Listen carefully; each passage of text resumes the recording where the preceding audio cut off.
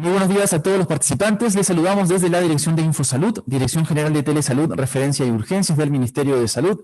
Empezaremos la telecapacitación programada para el día de hoy, miércoles 24 de junio, con el tema documento técnico, manejo ambulatorio de personas afectadas por COVID-19 en el Perú, resolución ministerial número 375-2020 del Ministerio de Salud, a cargo del doctor Carlos Benítez Villafán, especialista en infectología de la Dirección General de Intervenciones Estratégicas en Salud Pública del Ministerio de Salud.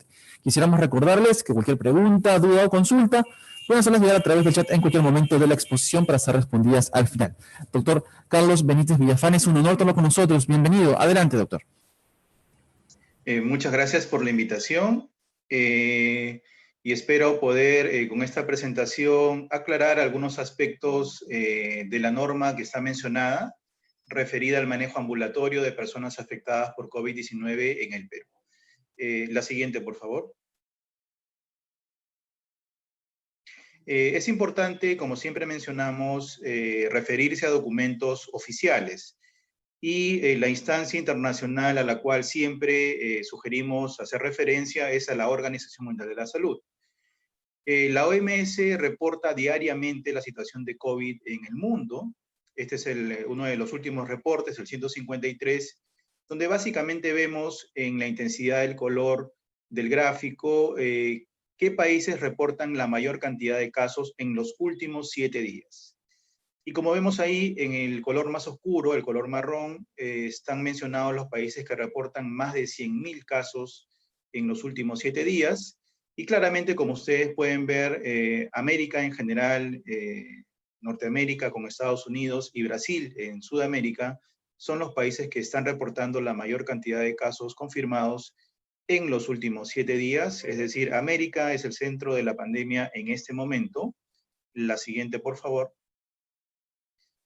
Y claramente en este gráfico, que también es producto del reporte de OMS, vemos cómo ya desde el mes de abril, a mediados aproximadamente, en las barras de color amarillo, que representan los casos de América, hemos superado el reporte de casos comparándonos con Europa, que está en color rojo, y actualmente ya en todo el mes de junio, claramente América representa el mayor número de reportes como continente a escala global. La siguiente, por favor. Este es el documento que vamos a revisar. Es un documento bastante extenso, tiene mucho contenido, pero esperamos poder poner el énfasis en los aspectos más relevantes para su implementación. Fue aprobado el 9 de junio a través de la resolución ministerial 375 y se denomina documento técnico manejo ambulatorio de personas afectadas por COVID-19 en el Perú. La siguiente, por favor. Es muy importante tener claridad en las definiciones operativas. Acá ponemos las definiciones de aislamiento, cuarentena y contacto, ¿no? El aislamiento es básicamente referido a la persona con síntomas, al caso de COVID.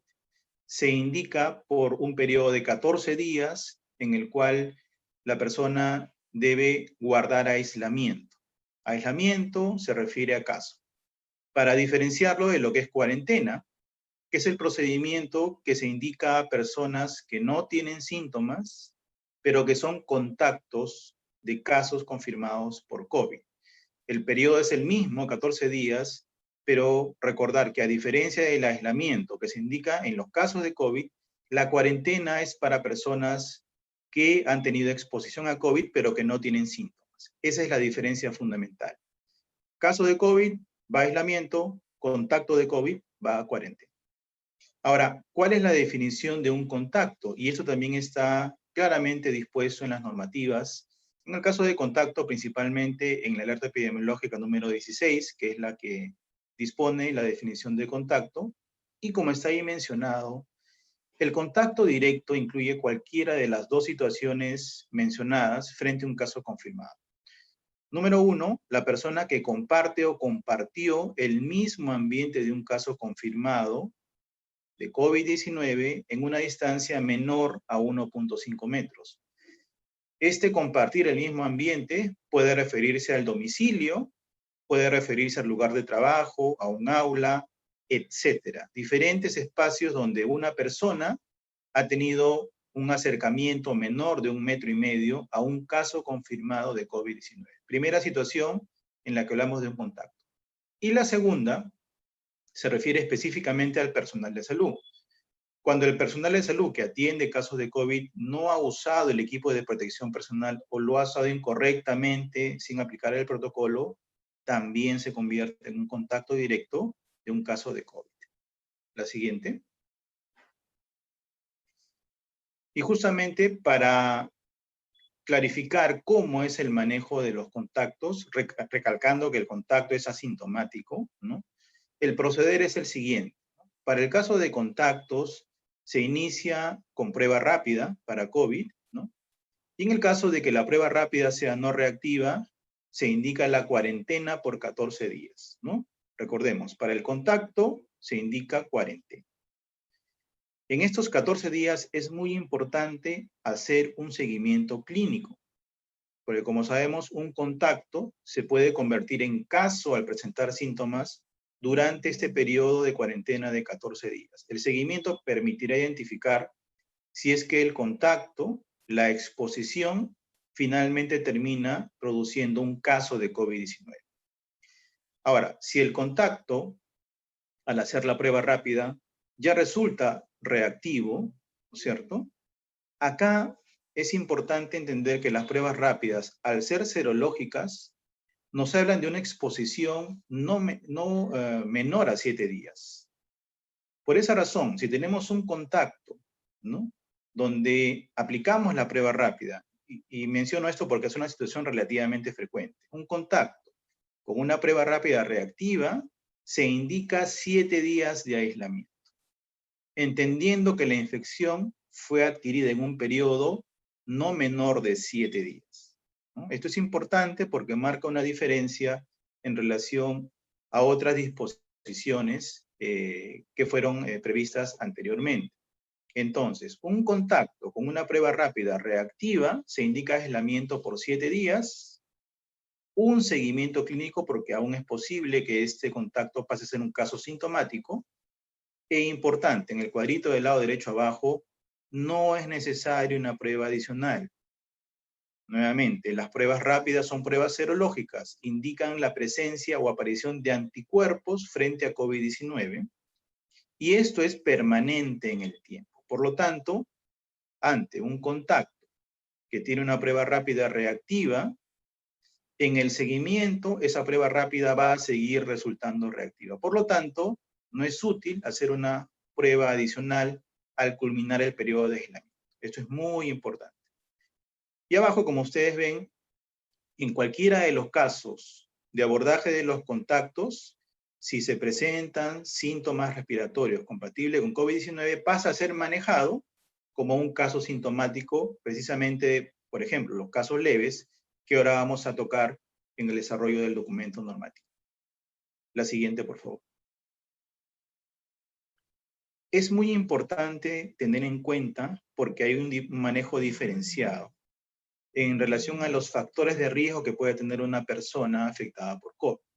Una persona que tiene factores de riesgo tiene mayor riesgo de tener complicaciones, y eso es importante tener claridad en cuáles son los factores del riesgo. Primero, la edad. Tener una edad igual o mayor a 65 años es un factor de riesgo muy importante. Vamos a ver ahora las diferencias de letalidad.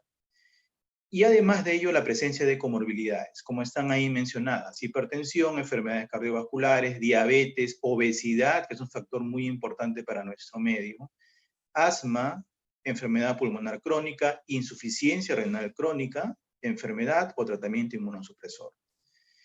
La edad y las comorbilidades son factores de riesgo independientes. Y digo esto porque a veces se genera una confusión en pensar que una persona que pertenece a grupos de riesgo tiene que tener una edad mayor de 65 años y además una comorbilidad.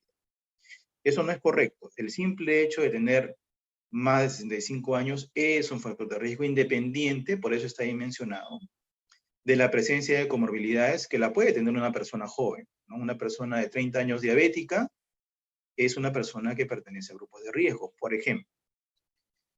Y el otro concepto importante es la presencia de signos de alarma. La presencia de un signo de alarma, cualquiera que fuere, implica y tiene que terminar en una atención médica inmediata, porque es un signo que nos indica que esa persona puede estar entrando en una complicación por COVID. ¿Cuáles son los signos de alarma? El principal, el que nos indica que puede haber una neumonía instalada, es la sensación de falta de aire o dificultad para respirar. También está mencionado la desorientación o confusión, la presencia de fiebre persistente, más de 2 días, dolor en el pecho, dolor torácico, coloración azul en los labios, que ya pues traduce una falta de oxigenación manifiesta, y eso también es muy importante porque es algo relativamente nuevo que se ha incorporado, cuando al aplicar la medición de la saturación de oxígeno periférica a través de los oxímetros de pulso, que se pueden manejar en domicilio inclusive, cuando vemos que la saturación es menor al 95%, ese es también un signo de alarma que indica que ese paciente requiere una atención médica inmediata. La siguiente, por favor. Aquí, bueno, este es uno de los últimos reportes del Centro de Epidemiología, Prevención y Control de Enfermedades, básicamente para describir que tenemos ahorita algo de 260.000 casos, ¿no? La gran mayoría, como ustedes ven, están concentrados en Lima, alrededor de 150.000. Las otras regiones que tienen una cantidad importante de casos están en el norte y en el oriente. Piura, por ejemplo, observen más de 15.000 casos.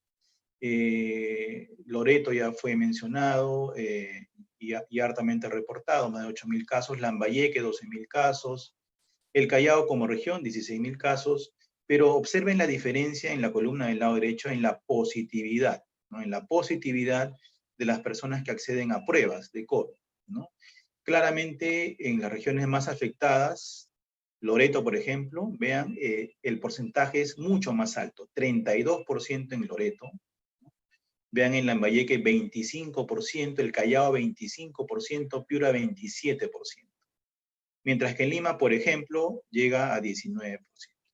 Estos parámetros, número de casos, porcentaje de positividad, son importantes al momento de definir situaciones de vulnerabilidad, de riesgo y, por supuesto, priorización para intervenciones sanitarias. La siguiente, por favor.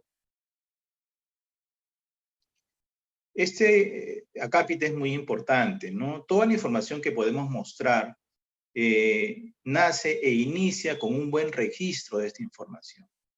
Y en esta pandemia, además del sistema de notificación obligatoria del Centro Nacional de Epidemiología, tenemos una herramienta, un sistema particular y específico, que es el Sistema Integrado para COVID-19, el SICOVID-19. Es muy importante registrar los casos ambulatorios, hospitalarios de COVID-19 porque permite alimentar la base de datos, tener información para tomar decisiones. El ingreso y el registro al SICOVID es obligatorio y la herramienta es sumamente amigable para los que han tenido oportunidad de utilizarlo. Se puede cargar en tablets, en dispositivos muy sencillos de poder usar para tener un registro adecuado de la información de cada paciente. La siguiente, por favor.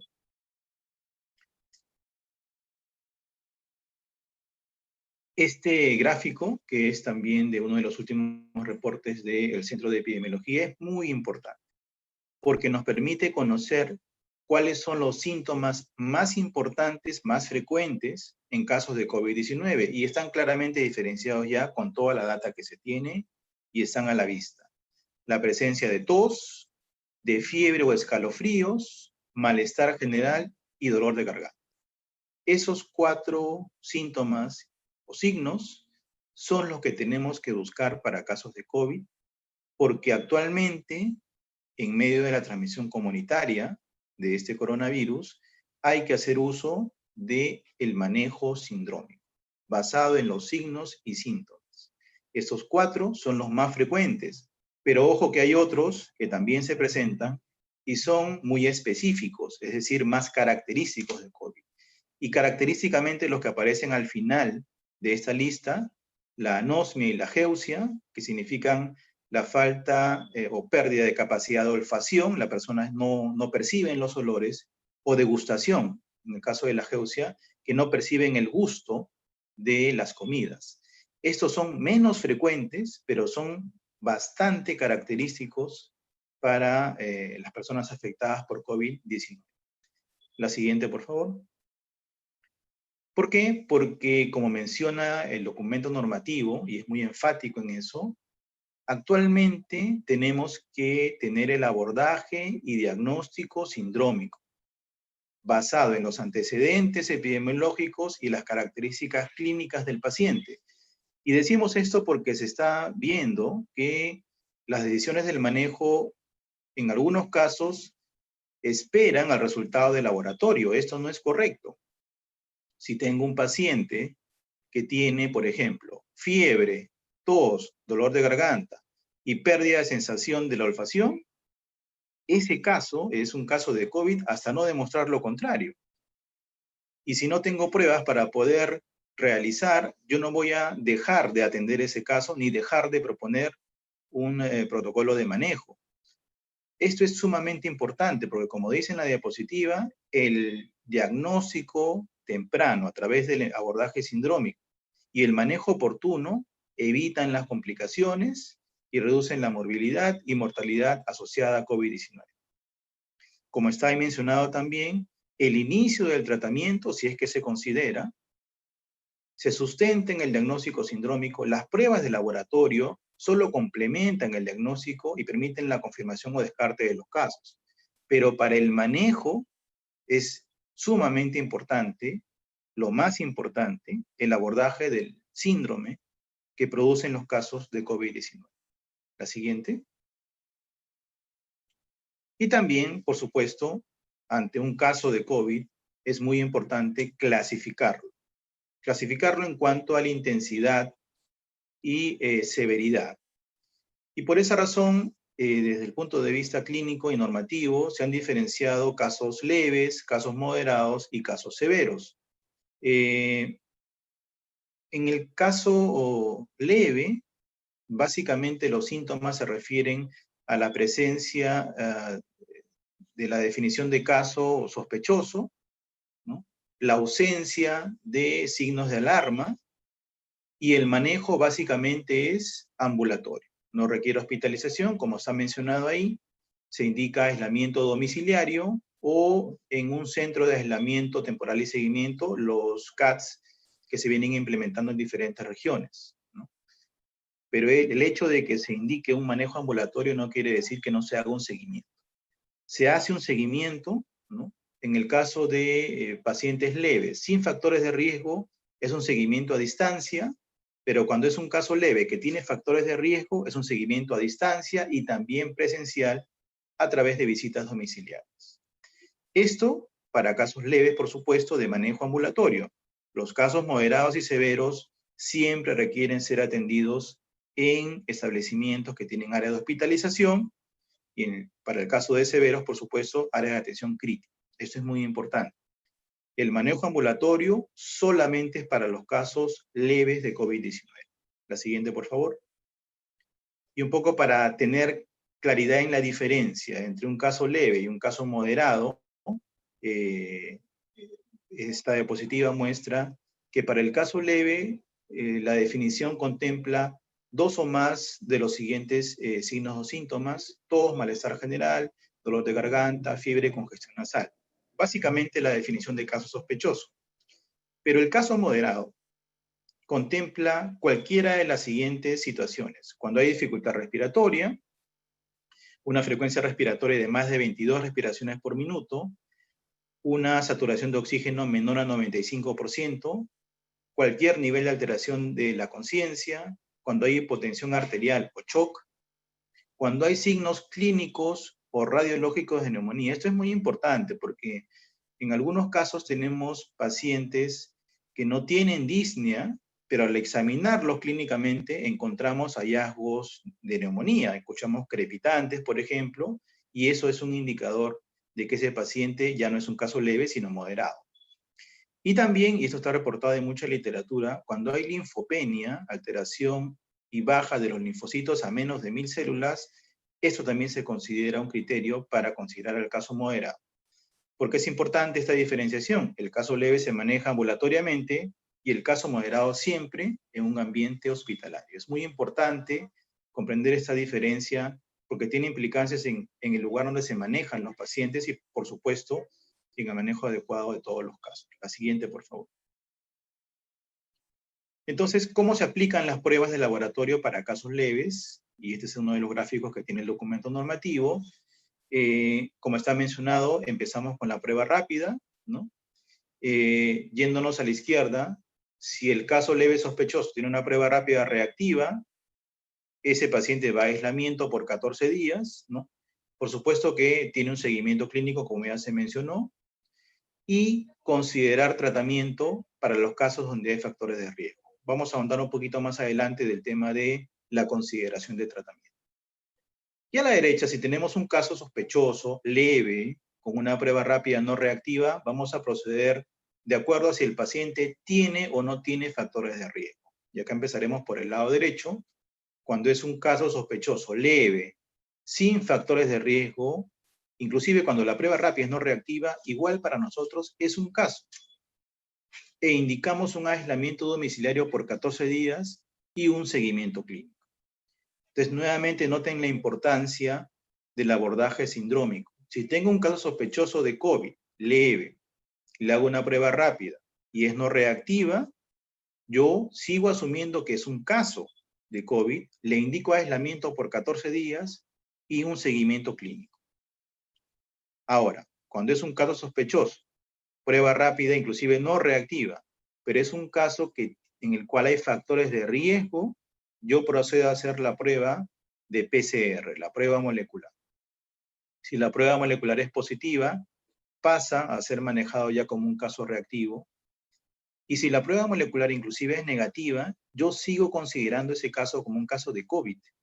Le indico aislamiento domiciliario por 14 días, le indico un seguimiento clínico correspondiente y también la pauta de considerar tratamiento. Entonces, este gráfico indica en qué situaciones colocar las pruebas de laboratorio, pero también enfatiza la importancia del manejo sindrómico de los casos leves de COVID. La siguiente, por favor. Bueno, en este gráfico solamente para mostrarles cómo es la famosa curva de los casos de COVID. A la izquierda, la curva en función de la fecha de confirmación de los casos, fecha de resultado, donde claramente se ve que el pico fue hacia el 25 de mayo. Claro, uno puede decir que acá hay variables como el tiempo de demora del reporte de resultados, el fenómeno de su registro, y para eso se corrige en la curva del lado derecho hacia la fecha de inicio de síntomas de los casos. Y de igual forma, y eso es algo muy consistente, se observa que en las últimas semanas el pico se alcanzó hacia aproximadamente fines del mes de abril, comienzos de mayo, y luego ya de manera sostenida, lenta pero sostenida, los casos confirmados, considerando fecha de inicio de síntomas, están actualmente en descenso y la curva de casos acumulados que aparece en la línea de color rojo al lado derecho, se viene llegando ya francamente al nivel de meseta y con una tendencia a reducirse. Por supuesto que este es el parámetro nacional. Hay diferentes comportamientos de las curvas en las diferentes regiones, pero a escala nacional, eso es lo que podemos decir en cuanto a la reducción de casos nuevos por fecha de inicio de síntomas y un aplanamiento de la curva ya francamente en una meseta con tendencia a la reducción. La siguiente, por favor. Esto tampoco quiere decir que los servicios aún no sigan congestionados. Todavía los servicios están congestionados y seguramente van a seguir así por algunas semanas más. Esta parte es muy importante porque suele ser motivo de muchas preguntas, dudas y consultas. La parte de tratamientos específicos para COVID-19. Y acá el documento normativo es muy claro. Al momento no hay evidencia a partir de ensayos clínicos que permitan recomendar tratamientos específicos para COVID-19, para personas con infección por el coronavirus actual, que es el SARS-CoV-2. No hay evidencia a partir de estudios clínicos. eso es claro. Pero, y como está ahí mencionado, un poco describiendo cómo es el proceso de toma de decisiones para las políticas del documento normativo, tenemos instancias nacionales que hacen revisiones sistemáticas de la evidencia. Acá hacemos mención a la red que se llama RENETSA, donde básicamente está la UNAGES del Ministerio de Salud y el IETSI de Salud, que vienen haciendo documentos relacionados a revisiones sistemáticas de tratamientos farmacológicos y otros. Estos documentos son enviados al Ministerio de Salud, donde hay un grupo de trabajo COVID-19, donde hay más de 20 expertos de diferentes especialidades, representantes de sociedades científicas e instituciones, que discuten y debaten estos documentos.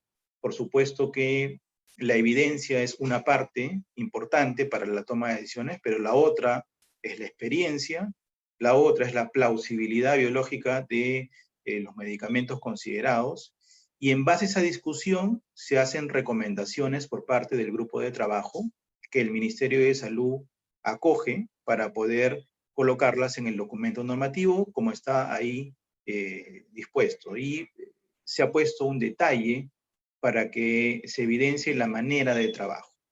Luego del análisis riesgo-beneficio, por ejemplo, para estas recomendaciones que hace el grupo de trabajo, ivermectina consiguió una opinión favorable en el 95% de los integrantes del grupo de trabajo.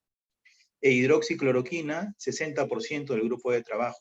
Solamente para hablar de los dos medicamentos que se ponen a consideración en este documento normativo. Entonces, esa propuesta es recogida por el Ministerio de Salud y lo que se hace es poner a consideración estas pautas recomendadas por el grupo de trabajo para los médicos tratantes. Importante, se pone a consideración de los médicos tratantes. El Ministerio de Salud no está disponiendo el uso de estos medicamentos, ¿no? No es una disposición del Ministerio de Salud, sino que colocamos estas herramientas, que son herramientas consensuadas con el grupo de trabajo, teniendo como base las revisiones sistemáticas de la UNAGES y el IEPSI, para que los médicos tratantes, como dice ahí, en base a una evaluación clínica epidemiológica de cada caso, donde, ojo, independientemente de resultados de laboratorio, ¿no? Una evaluación individual de cada caso, previo consentimiento informado, es decir, con consentimiento de los pacientes, ¿no? Haciendo monitoreo de los efectos adversos de los medicamentos indicados, es que el médico considerará o no dar el tratamiento solamente para casos leves con factores de riesgo. Como está ahí mencionado, no estamos recomendando tratamiento para pacientes o casos leves que no tengan factores de riesgo. Esto es muy importante. Así que la pauta de consideración aplica solamente para casos en los cuales haya factores de riesgo. Los casos leves que están en este documento normativo se manejan de manera ambulatoria. Esto es muy importante mencionarlo porque actualmente ya los establecimientos de primer nivel pueden implementar tratamiento o manejo ambulatorio. También está contemplado para los centros de aislamiento temporal y seguimiento, los CATS, o inclusive también los equipos de respuesta rápida, los equipos de seguimiento clínico, van a domicilio llevando la atención y eventualmente el tratamiento específico para casos leves con factores de riesgo. Esto es muy importante. Inclusive, como está ahí mencionado al final, los hospitales que suelen ver casos moderados o severos, cuando tienen oportunidad de ver casos leves con factores de riesgo, pueden iniciar el tratamiento y luego hacer la derivación correspondiente a un establecimiento de salud de primer nivel, o estos casos pueden ser continuados en el seguimiento por los equipos de oferta móvil, ¿no? Esto es muy importante también entenderlo porque a veces los hospitales solamente se quedan con casos moderados, pero no dan indicaciones precisas para los casos leves. Esto se puede hacer también a nivel hospitalario. La siguiente, por favor. Entonces, como hasta ahí mencionados, ¿qué tratamientos se ponen a consideración? La siguiente, por favor. ¿Qué tratamientos se ponen a consideración de los médicos tratantes para una decisión individual en casos leves con factores de riesgo? Están ahí mencionados. hay dos medicamentos, la ivermectina y la hidroxicloroquina, juntos o separados cada uno de ellos, ¿no? La dosificación está ahí para la ivermectina, la dosis son 200 microgramos por kilo de peso en dosis única, ¿no? A la derecha está la pauta de dosificación porque hay presentaciones en solución, que es la que está con mayor disponibilidad. Como dice ahí, la dosis es 1 gota por kilo de peso en general, pero como máximo 80 gotas, ¿no? Y la presentación en comprimidos sí va a variar de acuerdo a cuánto pese el paciente, ¿no? Dependiendo del peso del paciente se pueden indicar el número de comprimidos que está ahí mencionado en el cuadro. E importante para el caso de ivermectina, no usar formulaciones para uso veterinario. Esto es muy importante, la norma lo recalca también. Ya decimos esto porque al ser un producto que se usa para diferentes fines en la medicina veterinaria, esto no está recomendado por el Ministerio de Salud para uso humano. Y además de ivermectina, para casos leves con factores de riesgo se recomienda y se pone a consideración la pauta con hidroxicloroquina. Como usted ha mencionado, 400 miligramos cada 12 el primer día y luego 200 miligramos cada 12 por 6 días más para completar 7 días de tratamiento con hidroxicloroquina, ¿no? Entonces, esta es la pauta que se pone a consideración de los médicos tratantes para que puedan considerarlo o no al manejar cada caso de COVID-19 que sea leve y que tenga factores de riesgo. La siguiente, por favor. No pensar que porque son medicamentos, como por ejemplo la ivermectina, que es de amplio uso para diferentes fines, ¿no? Son exentos de efectos adversos. De hecho, hay contraindicaciones que están dispuestas en la norma. Para el caso de ivermectina, por ejemplo, hipersensibilidad está contraindicado en embarazo y lactancia y usar con mucha precaución en menores de 2 años. Para el caso de hidroxicloroquina, la hipersensibilidad, miastenia gravis, maculopatía ocular, retinitis pigmentosa, y en menores de 6 años usar con muchísima precaución también. La siguiente. Esto es muy importante también porque además del tratamiento específico, ¿no? Está el tratamiento coadyuvante, ¿no? Y para este caso, el caso de manejo de pacientes ambulatorios, la norma es muy clara en que no está indicado el uso de antibióticos de manera rutinaria, el uso de antiinflamatorios no esteroideos, el uso de corticosteroides es muy importante, no está indicado en el manejo ambulatorio, ni tampoco el uso de anticoagulantes ni orales ni parenterales. Es decir, los casos de manejo ambulatorio para los medicamentos coadyuvantes no deben contemplar antibióticos rutinarios, ni antiinflamatorios no esteroideos, ni corticosteroides, ni anticoagulantes. Esto es muy importante. Y como está en rojo, por favor, transmitamos a la población que no deben automedicarse. Evitar la automedicación. Todos estos medicamentos tienen que ser prescritos por un médico. Eso es muy importante que la población pueda entender. La siguiente, por favor. Es importante también mencionar que no hay tratamientos preventivos para COVID-19, ¿no? Porque es una pregunta recurrente también. La norma no contempla terapias preventivas para COVID-19. En cuanto a la oxigenoterapia, se creyó conveniente colocar también un acápite porque, como está mencionado, una de las complicaciones más importantes es la hipoxemia, la baja en la saturación de oxígeno en sangre. Y actualmente se usa bastante la oximetría de pulso como una técnica para poder aproximarse al nivel de hipoxemia. Es muy importante monitorearla, principalmente en los casos leves con factores de riesgo, porque son los que más tienden a hacer complicaciones. Recordar que a nivel del mar la saturación debe oscilar entre 95 y 100%, que cuando la saturación está por debajo de 94%, es decir, igual o menor de 93%, ese paciente requiere oxigenoterapia y debe ser derivado inmediatamente a un establecimiento para mantener durante el trayecto una saturación de entre 93 y 96 hasta que pueda ser hospitalizado. Como saben, se está indicando para casos de manejo ambulatorio, el manejo domiciliario o el manejo en centros de aislamiento. Estos centros de aislamiento deberán contar con oxígeno portátil para poder manejar esta eventualidad de pacientes que puedan hacer hipoxemia, y de igual manera los establecimientos de primer nivel que atiendan casos de COVID-19. La siguiente, por favor. Y les hablaba un poco de la letalidad y su relación con la edad. Como ven claramente, a medida que avanza la edad, la letalidad se incrementa, ¿no? En adultos mayores, como dice ahí la diapositiva, la letalidad por COVID-19 es 8 veces la de los adultos. Así que a la población que tenemos que proteger principalmente es a la población de adultos mayores. Es muy importante entenderlo y aplicarlo de esa manera. La siguiente, por favor. ¿Cómo hay que organizar los servicios para la atención? En la norma claramente se dispone que los casos leves de COVID-19, los que se van a manejar ambulatoriamente, lo tienen que hacer principalmente en establecimientos del primer nivel de la atención. ¿En qué establecimientos? Mínimamente tienen que contar con médico, porque la atención y el manejo es básicamente a cargo de un médico, y por supuesto en establecimientos que tengan las condiciones mínimas de bioseguridad dispuestas en diferentes normativas.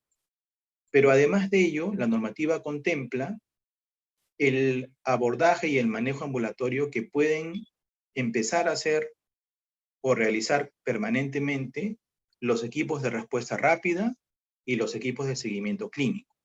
La oferta móvil que existe ahora, tanto para el diagnóstico como para la atención de los casos ambulatorios. Esto es muy importante. Ahora, como saben, los equipos de seguimiento, por ejemplo, van llevando los profesionales y los insumos para hacer toda la atención en el domicilio. Eso es muy importante. Además de los equipos móviles, los CATs, los centros de aislamiento temporal y seguimiento, también son espacios donde se pueden manejar los casos leves. Recuerden que los centros de aislamiento tienen por objetivo, como su nombre lo dice, por un lado el aislamiento de los casos de COVID para evitar la transmisión en el domicilio, eso es muy importante, pero también garantizar la atención adecuada y el seguimiento adecuado de estos casos leves de COVID, muy importante. Y otros también, porque en escenarios diferentes de nuestro país, también, por ejemplo, las brigadas AISPED o la plataforma itinerante PIAS, que funciona en las regiones de Amazonía, pueden también contemplar el manejo ambulatorio de casos de COVID-19, está contemplado así. La idea es que la oferta de atención de casos leves de COVID y el manejo ambulatorio puede ser realizado bajo la oferta fija, bajo la oferta móvil, pero siempre garantizando la atención adecuada de estos casos. La siguiente, por favor. Y hablando de algo importante que también está contemplado en normativa, que es el tema de los trabajadores de salud.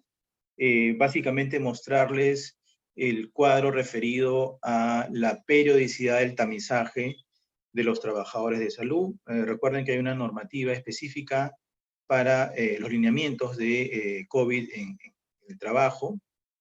Los trabajadores de salud naturalmente entran al grupo de trabajadores en riesgo alto o muy alto de exposición a COVID, ¿no? Y en estos casos, el tamizaje periódico, como está ahí mencionado en la diapositiva, hay que repetirlo cada 2 semanas mientras el trabajador sea no reactivo a la prueba rápida de COVID. Esto es muy importante, ¿no? Tamizaje periódico cada 2 semanas a los trabajadores que están expuestos a COVID es muy importante. Pero ¿qué pasa cuando en ese ejercicio de tamizaje los trabajadores resultan reactivos a la prueba rápida? Cuando un trabajador de salud es reactivo a la prueba rápida y por supuesto está asintomático, al igual que en el caso de los contactos, se indica un aislamiento durante 1 semana y un seguimiento clínico para evaluar si en ese lapso el trabajador asintomático se convierte en un caso, ¿no? Esto es muy importante. Pero si el trabajador de salud reactivo a una prueba rápida de COVID continúa asintomático durante este periodo de 1 semana, se puede reincorporar al completar el aislamiento. Más si presenta síntomas, ya se maneja como un caso sintomático y el abordaje es diferente. Nuevamente, No es necesaria una prueba adicional cuando tenemos un trabajador de salud que ha resultado reactivo en una prueba rápida de COVID-19. Muy importante. Entonces acá precisamos algunos aspectos que se han venido presentando en los trabajadores de salud, ¿no? Y algunas dudas seguramente habrán, y para eso seguiremos conversando a través del chat o también en las preguntas al final de la presentación. Tamizaje periódico a los trabajadores de salud. Cuando la prueba rápida es reactiva, en ausencia de síntomas, es aislamiento durante una semana, y si aparecen los síntomas se procede como si fuera un caso de COVID-19. La siguiente, por favor. Y acá finalmente para ver cómo con los diferentes criterios epidemiológicos principalmente, clínicos también por mortalidad, estamos priorizando las regiones que están principalmente en rojo para efectos de intervenciones, ¿no? Claramente la costa central del país, la costa norte del país, la Amazonía, son las regiones más afectadas. No tanto así las regiones con áreas altoandinas, ¿no? Como el caso de Huancavelica, Purímac, Puno, Moquegua, son las regiones quizás menos afectadas todavía, pero recuerden que esto es dinámico y este escenario puede cambiar rápidamente en las siguientes semanas. Lo importante es tener claridad en cuanto a las intervenciones y en este caso particular de la norma para el manejo ambulatorio de los casos de COVID. La siguiente, por favor. Bueno, muchas gracias por la atención y estamos atentos a las preguntas que pudieran haber hecho por el chat y que el anfitrión pueda tener a bien considerar. Gracias.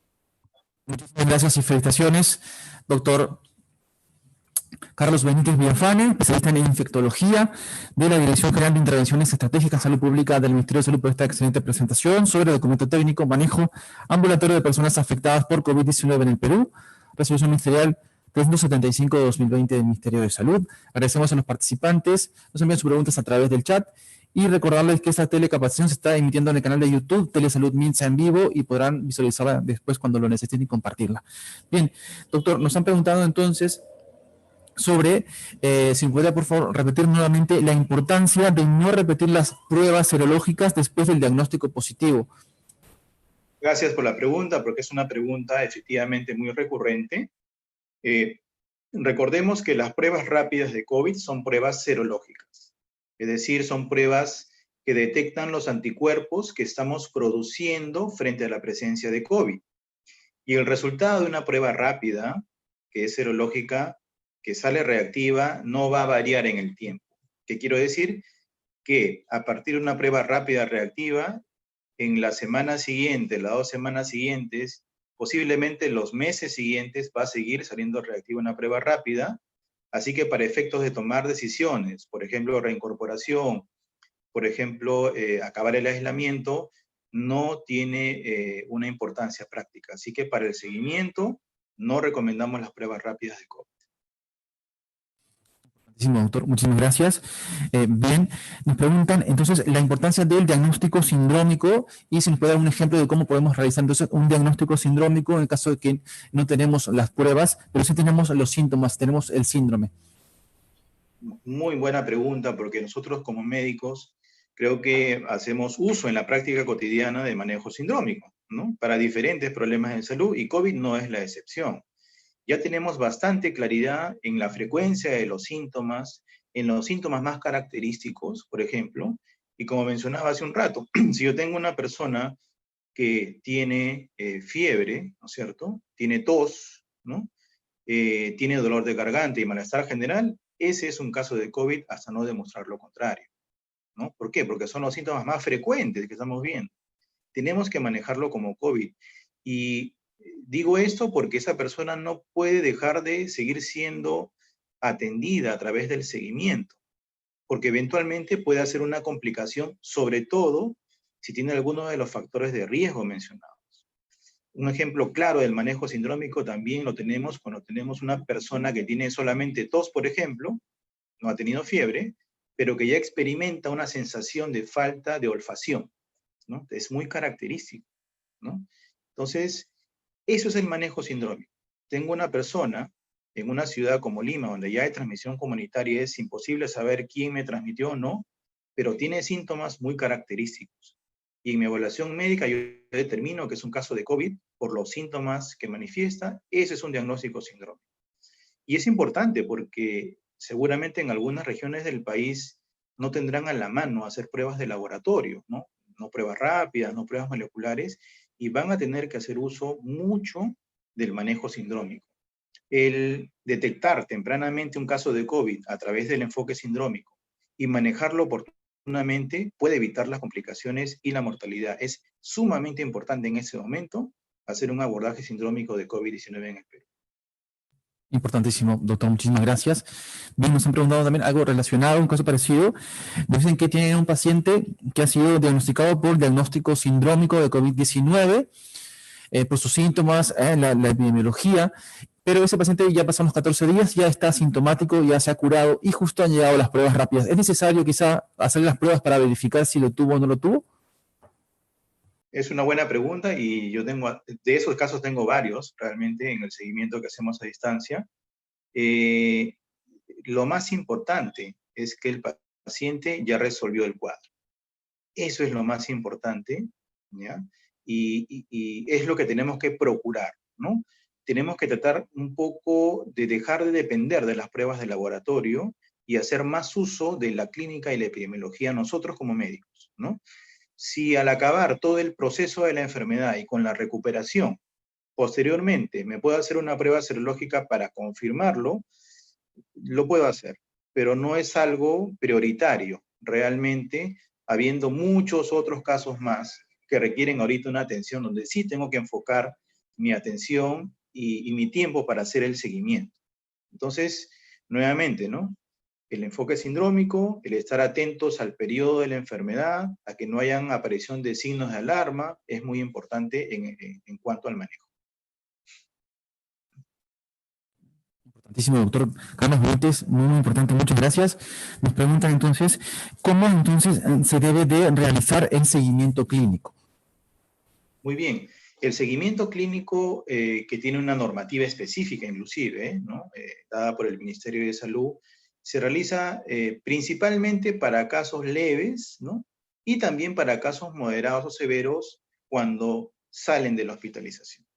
El seguimiento clínico en la gran mayoría de casos leves, ¿no? Se hace a través de algún medio a distancia, teléfono, WhatsApp, redes sociales, ¿no? Se hace con una periodicidad determinada. Tenemos que saber permanentemente cómo está el paciente. Pero en los casos donde hay factores de riesgo, casos leves con factores de riesgo, además del seguimiento a distancia, el seguimiento clínico tiene que ser presencial. O sea, cada 3 días hay que ir a ver al paciente, porque puede que se esté instalando un cuadro que no lo estamos pudiendo detectar con el seguimiento telefónico. Sabemos que no es muy sencillo porque tampoco tenemos la cantidad de recursos humanos para ir periódicamente al domicilio, y por eso la estrategia de centros de aislamiento es importante para poder tener a los casos adecuadamente monitoreados, pero el seguimiento a distancia diario es muy importante, y el seguimiento, además de distancia, presencial, cada 3 días para los casos leves con factores de riesgo es muy importante saber. Importantísimo, doctor Benítez, muchísimas gracias. Bien, nos preguntan entonces, tenemos un paciente leve sin factores de riesgo, al cual no le hemos dado tratamiento con ivermectina, ni tratamiento con hidroxicloroquina, sino tratamiento sintomático, y estamos realizando su seguimiento clínico. ¿En qué momento este paciente leve sin factores de riesgo podría ameritar comenzar con tratamiento? Muy buena pregunta. Como sabemos, el 70-80% de los casos de COVID van a ser leves, ¿cierto? En primer lugar. En segundo lugar, el tratamiento específico que se pone a consideración de los médicos es básicamente para los que tienen factores de riesgo, en la idea de poder tratar de evitar el desarrollo e instalación de complicaciones. Los pacientes que son leves y no tienen factores de riesgo difícilmente se van a complicar, ¿no? Así que para ellos no recomendamos, no está puesto a consideración el tratarlos. Sin embargo, igual hay que seguirlos, ¿no? Hay que seguirlos por el tiempo en que duren los síntomas, Los síntomas que requieren un tratamiento sintomático son generalmente la fiebre, el malestar general, ¿no? Para ellos, en general, el uso de paracetamol es muy útil, ¿no? Durante el tiempo que duren los síntomas y esperar a que la enfermedad siga su curso natural, que en el caso leve, sin factor de riesgo, debe resolverse rápidamente. Es más, la mayoría de casos pasa absolutamente como asintomáticos. Y recordar que en el caso de pacientes leves, sin factores de riesgo, hay que considerar el aislamiento por 14 días, pero contados a partir de la fecha de inicio de los síntomas. Esto es muy importante, porque a veces tenemos confusión en el tiempo en el cual indicamos el aislamiento. El aislamiento se indica por 14 días desde la fecha de inicio de los síntomas. Importantísimo, doctor Carlos Benítez, muchísimas gracias. Bien, nos han preguntado también, tenemos un paciente al cual estamos realizando su seguimiento clínico y se puede enfatizar lo que son, cómo podemos identificar los signos y síntomas de alarma que nos indicarían que este paciente ya debe o pasar a hospitalización o referencia a un establecimiento de mayor complejidad. Sí, muy importante la pregunta en realidad. Los signos de alarma son fundamentales para poder saber en qué momento el paciente está pasando de ser un caso leve a un caso moderado. Y de todos los signos de alarma, el más importante es la dificultad para respirar, la disnea. Es el más importante, ¿no? Porque nos indica que la infección viral está pasando de la vía respiratoria alta a la vía respiratoria baja y está habiendo cierto nivel de hipoxemia que está compensando o tratando de compensar el organismo a través de un mayor esfuerzo para respirar. Entonces, la dificultad para respirar es importantísima. Hay que preguntar siempre a los pacientes en seguimiento por dificultad respiratoria. El otro que es importante también, hay que estar muy vigilantes, es la persistencia de la fiebre. Cuando es una fiebre persistente, generalmente más de 2 o 3 días, hay que estar más atentos a lo que el paciente puede experimentar, ¿no? Obviamente, si hay alteraciones en el nivel de conciencia o si ya hay una coloración azul de los labios, eso ya es obvio que es un signo de alarma y requiere una atención médica inmediata. También cuando hay un dolor torácico, ¿no? Sobre todo persistente, es un signo de alarma. Y en los casos donde, que ahora es bastante frecuente, tengamos la posibilidad de que el paciente tenga un oxímetro de pulso en casa, ¿cierto? Cuando el oxímetro de pulso nos indica que la saturación es menor a 95, así el paciente no tenga dificultad respiratoria, porque eso puede pasar, ¿eh? El paciente puede estar tranquilo, pero al saturar, con el oxímetro de pulso tenemos menos de 95, eso, ojo, mucho cuidado, es un signo de alarma, requiere atención médica inmediata. Importantísimo, doctor. Muchísimas gracias, doctor Carlos Benítez Viafani, especialista en infectología de la Dirección General de Intervención Estratégica en Salud Pública del Ministerio de Salud.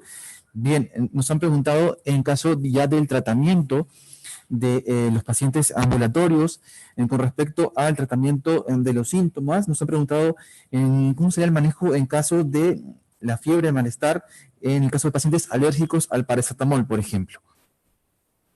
Sí, bueno, siempre hay esos casos donde hay alergias a productos que usualmente no suelen producir problemas. El uso de otros productos como metamizol, ¿no? Puede considerarse también, ¿ya? Con mucho cuidado el uso de algún tipo de antiinflamatorio no esteroidal también, si el caso lo amerita. Creo que ahí ya particularizamos un poco la atención. En general, muchos casos pasarán sin ninguna necesidad de ningún medicamento, probablemente, ¿ya? Así que al tratarse de medicamentos sintomáticos, su objetivo solamente es parar los síntomas. Así que, como ya se mencionaba antes, una buena hidratación, ¿no? Reposo es muy importante, y los sintomáticos cuando algún síntoma que presente el paciente lo amerita. Si es que no lo amerita, en realidad no habría que indicarlo, ¿no? Excelente, doctor, muchísimas gracias. También con respecto al tratamiento, nos preguntan entonces, en caso de gestantes o madres que dan de lactar, si son seguros el tratamiento con ivermectina e hidroxicloroquina.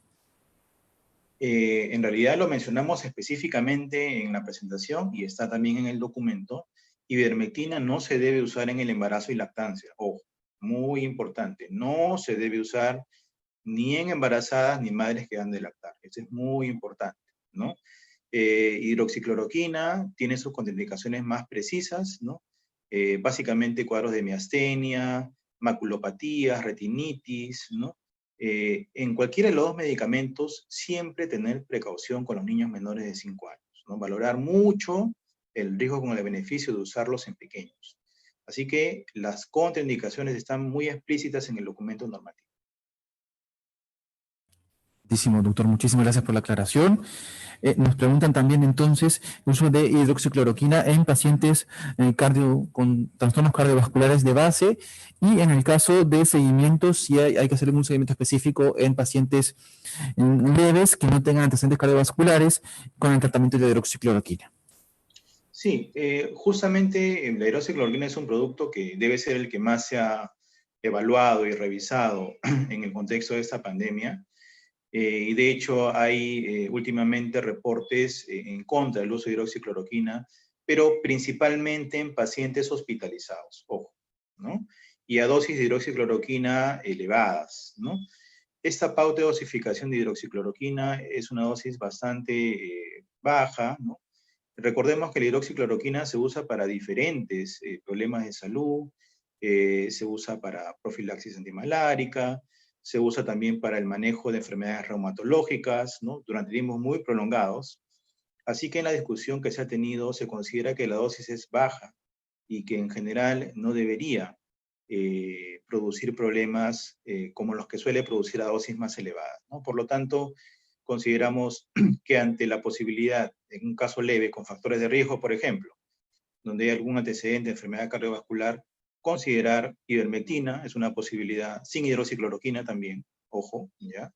Y donde se puede usar hidroxicloroquina con más seguridad para el médico tratante también se puede considerar. Esto, repito, y aparte por la evaluación individual de cada caso que tenemos que hacer para indicar o no estos productos que están en la norma.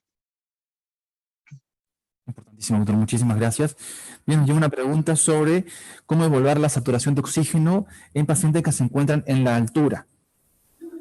Es una pregunta muy importante, porque hemos tenido efectivamente casos, por ejemplo, de Huamachuco, casos en el Cusco, ¿no? Donde definitivamente las personas manejamos otros niveles de saturación, ¿no? Por eso en el documento está explícitamente los parámetros de normalidad a nivel del mar. Pero hay variaciones, por supuesto, que tienen que ver con la altitud. Y revisando un poco el tema, y aunque no está en la normativa, porque tampoco es la idea diferenciarlo tanto para no hacerlo más complejo en su interpretación, en ciudades que están por encima de los 3.000 metros, la saturación normal puede ser considerada hasta 92%, por ejemplo, y se considera crítica por debajo de 89-90%, como parámetros generales. Pero ahí yo recomendaría revisar las guías que existen para el manejo específico de las personas en altura, donde los parámetros normales y las necesidades de oxígeno van a cambiar definitivamente. Importantísimo, doctor. Doctor, también nos piden, por favor, una aclaración. Nos comentan que también hay en partes del país que han hecho uso profiláctico, uso de ivermectina como tratamiento profiláctico. Si podrían aclararnos sobre esto, por favor. Excelente la pregunta, porque efectivamente creo que todos somos testigos de lo que en algunas regiones se viene implementando y de hecho recibo muchas llamadas por ese tema también y hay que ser muy enfáticos, ¿no? Al momento no hay ningún tratamiento preventivo contra COVID-19. Ningún medicamento previene COVID-19 y eso es lo que está en la normativa bien claro, ¿no? Y específicamente hablando de ivermectina no previene COVID-19, no está demostrado, no hay estudios al respecto. Como está colocado en la normativa, recordemos, está puesto a consideración para el tratamiento de los casos de COVID-19. Ojo, para el tratamiento, pero no como una medida preventiva. La ivermectina, y es lo que muestra la ciencia hasta este momento, no previene el COVID-19. Así que las campañas masivas de uso de ivermectina profiláctica en realidad no están recomendadas por el Ministerio de Salud.